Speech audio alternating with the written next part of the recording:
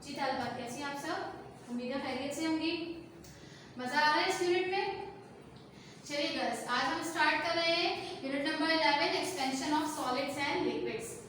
हम पहले क्या पढ़ के आए हैं? सॉलिड और लिक्विड में इनकी एक्सपेंशन देखी थी हमने। सॉलिड्स की भी एक्सपेंशन देखी, लिक्विड्स की भी देखी और गैसेस की भी। फिर इनकी एप्लीकेशंस देखी।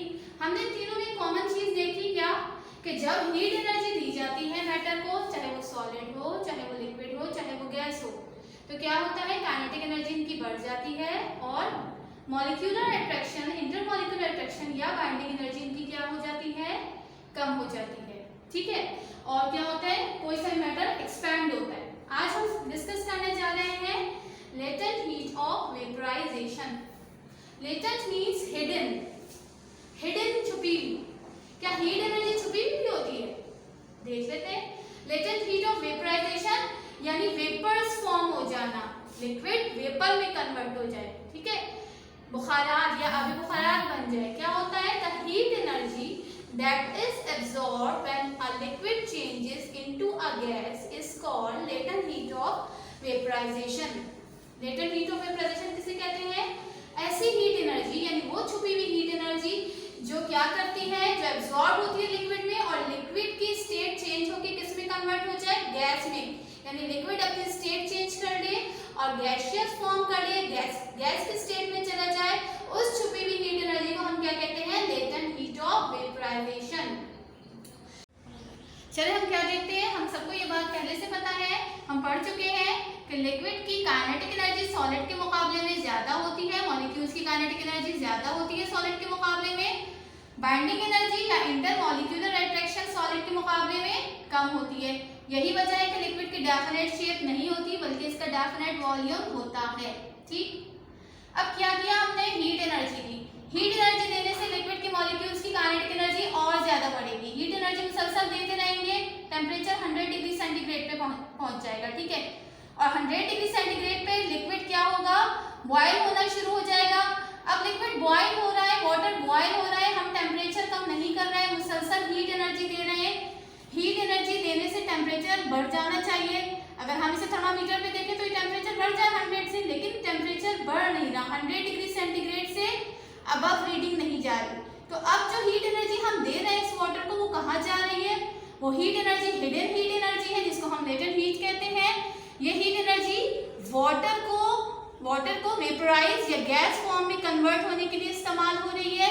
ये लिक्विड की इंटरमॉलिक्यूलर अट्रैक्शन खत्म कर रही है, मॉलिक्यूल्स वेपराइज हो रहे हैं, लिक्विड अपनी स्टेट चेंज करके किस में कन्वर्ट हो रहा है? गैस में, स्टीम बन रहा है। ठीक है, तो ये हीट एनर्जी जो बज़ाहिर आपको थर्मामीटर पे नजर नहीं आ रही, थर्मामीटर पे टेम्परेचर 100 डिग्री सेंटीग्रेड है, लेकिन हीट एनर्जी मुसलसल बढ़ रही है और वो क्या कर रही है? वो लिक्विड स्टेट को, वाटर की लिक्विड स्टेट को किस में कन्वर्ट करिए? गैसियस स्टेट में, और आपका जो वाटर है वो स्टीम बन रहा है। ठीक है, तो जब तक लिक्विड जो है वो स्टीम बनता रहेगा या वेपराइजेशन होती रहेगी, तब तक लिक्विड या वाटर का टेम्परेचर भी 100 डिग्री सेंटीग्रेड रहेगा और गैस का टेम्परेचर भी क्या रहेगा? 100 डिग्री सेंटीग्रेड। उस वक्त तक रहेगा जब तक ये पूरा लिक्विड क्या नहीं हो जाए? गैस में कन्वर्ट नहीं हो जाए या वेपराइजेशन मुकम्मल ना हो जाए। ठीक है, तो ऐसी हीट जो आपको बज़ाहिर थर्मामीटर पे नजर नहीं आई, टेम्परेचर स्केल पे नजर नहीं आई, लेकिन इसने लिक्विड स्टेट को किस में कन्वर्ट कर दिया? गैस में। मॉलिक्यूल्स को एक दूसरे से दूर कर दिया, मॉलिक्यूल्स की अट्रैक्शन खत्म हो गई और इनकी काइनेटिक एनर्जी बढ़ गई और मॉलिक्यूल्स क्या हो, किस में कन्वर्ट हो गए? लिक्विड किस में कन्वर्ट हो गया? गैसियस स्टेट में। इस हीट एनर्जी को हम क्या कहते हैं? Latent heat of vaporization. Vaporization का मतलब है लिक्विड क्या फॉर्म कर रहा है? वेपर्स फॉर्म कर रहा है, एवापोरेट हो रहा है और वेपराइजेशन हो रही है। जी कल इसके बाद क्या देखते हैं? Each kilogram of water has to absorb 23 lakh joules of heat energy to change into water vapors। यानी अगर हम पर केजी या 1 किलोग्राम वाटर की बात करें कि 1 किलोग्राम 1 kg ऑफ वाटर जब वेपराइज होगा या एवापोरेट होगा, तो इसको अपनी स्टेट चेंज करने के लिए कितनी लेटेंट हीट जो है वो रिक्वायर्ड है? तो कितनी है? 23 lakh जूल्स। जूल्स किसका यूनिट है? हीट एनर्जी का यूनिट है। जिस तरह से मास का यूनिट आपने पढ़ा ग्राम, किलोग्राम, ठीक है। इसी तरह से हीट एनर्जी का यूनिट क्या है, जूल्स है। तो 1 किलोग्राम वाटर के लिए, वाटर को या लिक्विड को वेपराइज होने के लिए, गैसियस फॉर्म में आने के लिए कितनी हीट एनर्जी रिक्वायर्ड है, लेटेंट हीट कितनी रिक्वायर्ड है, 23 लाख जूल्स रिक्वायर्ड है to change into water vapour, ठीक है। इसी तरह से क्या है कि इसको, यानी ये जो है, ये हीट एनर्जी जो per kilogram of water required है वाटर को वेपराइज होने के लिए, इसको हम क्या कहते हैं, specific latent heat of vaporization, जो कितनी है, 23 लाख जूल्स पर किलोग्राम। इसी तरह से हमें क्या समझ में आया कि latent heat of vaporization is so great, यानी ये बहुत ज्यादा है, ग्रेट है। अच्छा, क्यों ग्रेट है इसको देख लेते हैं। यहाँ पर हम सबको यहाँ पता है कि मॉलिक्यूल्स ऑफ वाटर, जब हम मॉलिक्यूल्स ऑफ वाटर को देखते हैं तो ये करीब करीब है, ठीक है। अब करीब करीब है तो इनको जो है वो वेपर फॉर्म करने के लिए क्या होगा, हीट एनर्जी ज्यादा रिक्वायर्ड होगी, क्योंकि वेपर फॉर्म करने के लिए इनको दूर दूर जाना होगा। वेपराइजेशन में या गैस बनने में मॉलिक्यूल्स क्या होते हैं, दूर दूर होते हैं, तो इनको ज्यादा हीट एनर्जी रिक्वायर्ड होगी, ज्यादा लेटेंट हीट रिक्वायर्ड होगी अपनी स्टेट चेंज करने में, लिक्विड को से गैस में कन्वर्ट होने के लिए इनको क्या होगा, great latent heat of vaporization required होगी। तो latent heat of vaporization is so great, बहुत ज्यादा होती है। और कितनी होती है, 23 lakh joules per kilogram of water, ठीक है। बीकर है, बीकर में मैंने क्या लिया है, वाटर लिया है। थर्मामीटर है, आप पहले भी देख चुके हैं, इसमें मरकरी लेवल है, मरकरी है, ठीक है। आप सबको पता है मरकरी लो टेम्परेचर पे भी एक्सपेंड होता है। अब मैं वाटर को यहाँ पर बॉईल करूँगी।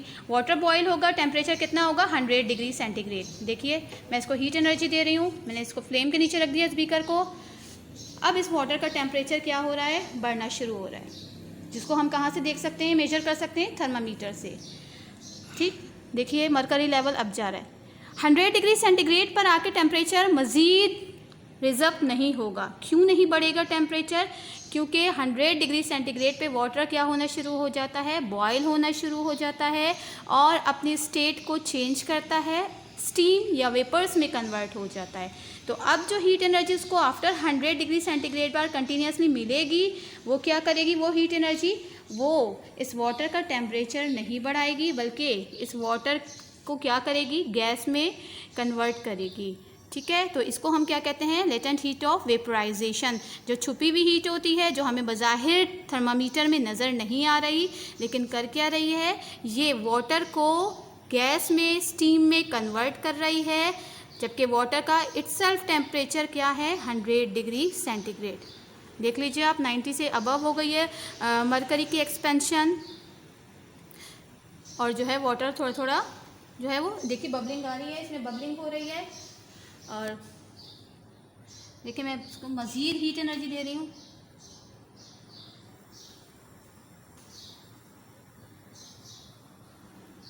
देखिए अब इसका लेवल क्या हो रहा है, मरकरी का लेवल अपवर्ड जा रहा है और टेम्परेचर इसका तकरीबन 100 पर आने ही वाला है मरकरी।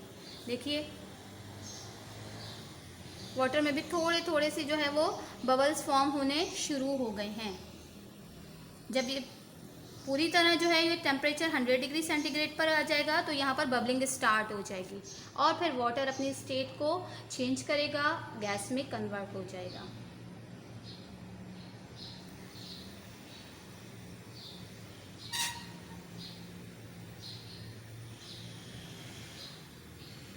ये देखिए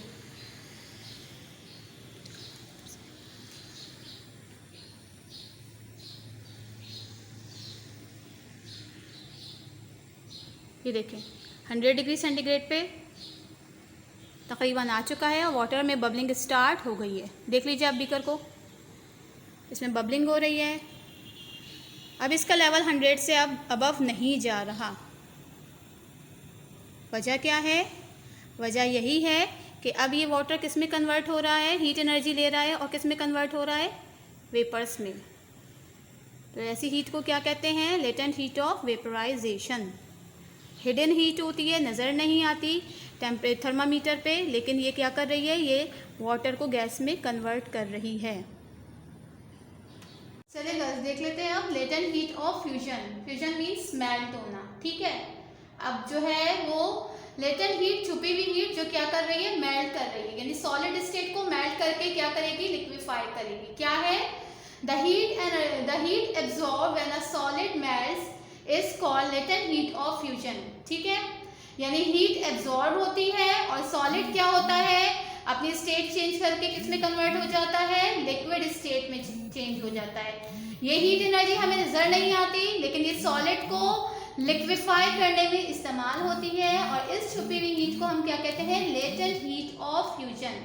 इसके एग्जांपल हम लेते हैं आइस से। हम सबको पता है कि वाटर 0 डिग्री सेंटीग्रेड पे किस में कन्वर्ट हो जाता है, आइस में, यानी उसका टेम्परेचर बिल्कुल कम कर दिया जाए, 0 डिग्री सेंटीग्रेड पे पहुंचा दिया जाए तो वाटर अपनी स्टेट चेंज करके सॉलिड हो जाता है। ठीक है, अब क्या कर रहे हैं, हम इस आइस को हीट एनर्जी दे रहे हैं, हीट एनर्जी दे रहे हैं इस आइस को, लेकिन यहाँ टेम्परेचर 0 से बढ़ नहीं रहा।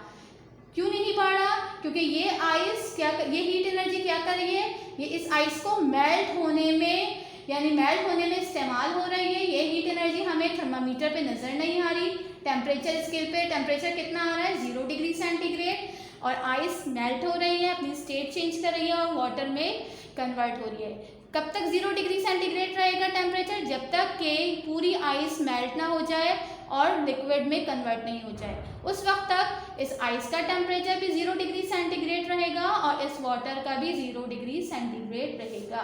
ठीक है, तो क्या होती है लेटेंट हीट ऑफ फ्यूजन, वो हीट जो आपको थर्मामीटर पे या टेम्परेचर स्केल पे नजर नहीं आ रही, लेकिन वो क्या कर रही है, सॉलिड को मेल्ट होने में इस्तेमाल कर रही है, सॉलिड की स्टेट को चेंज करवाने में इस्तेमाल हो रही है। ऐसी हीट को हम क्या कहते हैं, ऐसी छुपी हुई हीट क्या कहलाती है, लेटेंट हीट ऑफ फ्यूजन। इसको देख लेते हैं हम कि 1 kilogram of ice required 3,36,000 joules of heat energy to melt at 0 degree centigrade and turns into water। अब 1 किलोग्राम ऑफ आइस 1 kg आपने आइस ली, इस आइस को कितनी latent heat of fusion required होगी, कितनी हीट रिक्वायर्ड होगी जो क्या करे, 1 kg आइस को किस में कन्वर्ट कर दे, लिक्विड में या वाटर में कन्वर्ट कर दे। तो कितनी रिक्वायर्ड है, 3,36,000 जूल्स। ठीक है, तो इतनी रिक्वायर्ड है हीट एनर्जी जो क्या करती है, 1 किलोग्राम ऑफ आइस को मेल्ट करवा देती है एट 0 डिग्री सेंटीग्रेड पे और टर्न कर देती है किसमें, वाटर में। इसके बाद इसका क्या पॉइंट है, latent heat of fusion is not so great. ये यानी लेटेंट हीट ऑफ फ्यूजन यानी जो मेल्ट करवाने वाली लेटेंट हीट है वो सो ग्रेट यानी बहुत ज्यादा नहीं है as compare to the latent heat of vaporization. वजह आपको नजर आ रही है, देख लेते हैं पहले इसका स्ट्रक्चर। हम सब ने वाटर का अनयूजुअल बिहेवियर पढ़ा है कि जब वाटर को का टेम्परेचर हम 0 पे पहुंचा देते हैं तो वो किस में कन्वर्ट होता है, आइस में, और वाटर क्या शो करता है, एक्सपेंशन शो करता है। ठीक है, तो आप देख लें आइस के मॉलिक्यूल में एक्सपेंशन हुई हुई है, मॉलिक्यूल्स ऑलरेडी ही एक्सपेंड हुए हुए हैं। जब हम इसको हीट एनर्जी देंगे तो ये क्या हो जाएंगे, लिक्विड। क्योंकि मॉलिक्यूल्स एक्सपेंड हुए हैं तो इनको लिक्विफाई होने के लिए या मेल्ट होने के लिए ज़्यादा हीट एनर्जी नहीं चाहिए, क्योंकि मॉलिक्यूल में ऑलरेडी ही क्या आपको नज़र आ रहा है, एक्सपेंशन नज़र आ रहा है। हीट एनर्जी इनको कितनी मिलेगी, 3,36,000 जूल्स, और ये क्या हो जाएंगे, लिक्विड स्टेट में कन्वर्ट हो जाएंगे।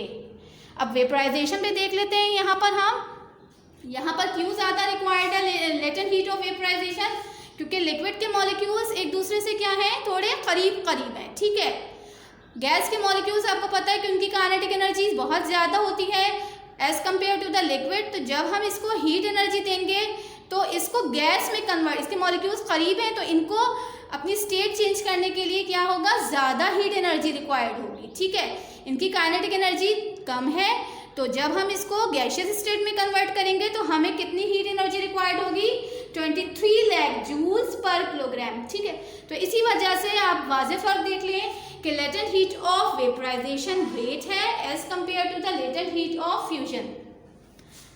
ठीक है गर्ल्स, उम्मीद है आपको ये अच्छी तरह से समझ में आ गया होगा। आइए इसकी एक्टिविटीज़ भी देख लेते हैं। गर्ल्स आप देख लीजिए, मैंने बीकर में क्या पुट की है, आइस डाली है। ठीक है, अब आप सबको ये बात अच्छी तरह से मालूम है कि वाटर 0 डिग्री सेंटीग्रेड पे किस में कन्वर्ट हो जाता है, आइस में कन्वर्ट हो जाता है। वाटर सॉलिड स्टेट में कन्वर्ट हो जाता है। देख लीजिए इसका टेम्परेचर कितना है इस वक्त, 0 डिग्री सेंटीग्रेड पर। ठीक है, अब मुझे क्या करना है, मुझे इस आइस को मेल्ट करना है। मेल्ट मीन्स आइस अपनी स्टेट चेंज करेगा और क्या हो जाएगा, लिक्विफाई हो जाएगा।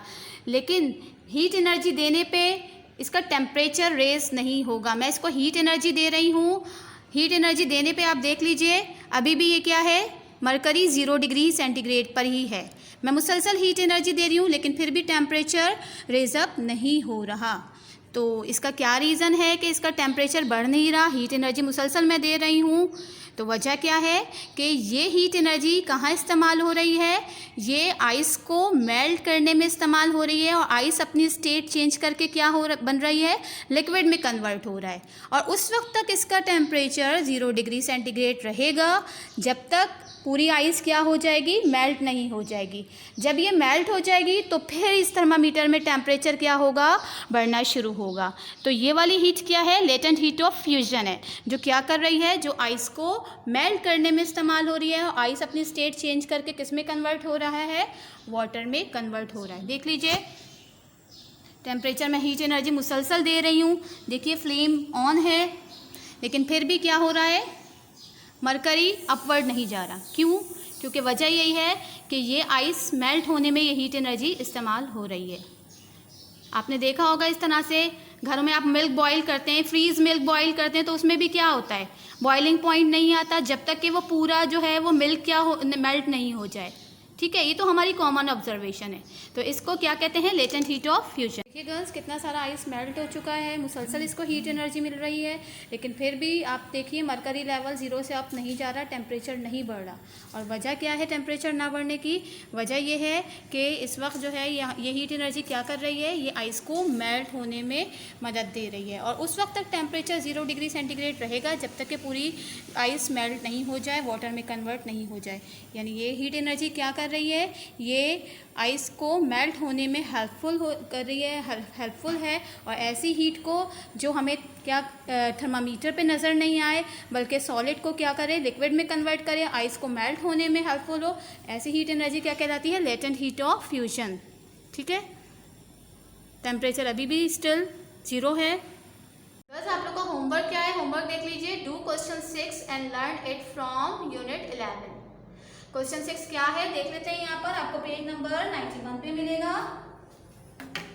क्वेश्चन 6 है आपके पास, differentiate between the latent heat of vaporisation and latent heat of fusion.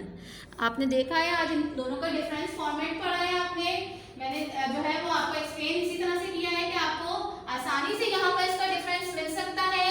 इस लेक्चर को गौर से सुनिएगा और इसी में से आप इसका डिफरेंस निकालिएगा, इसमें आपको इजीली इसका डिफरेंस मिल जाएगा।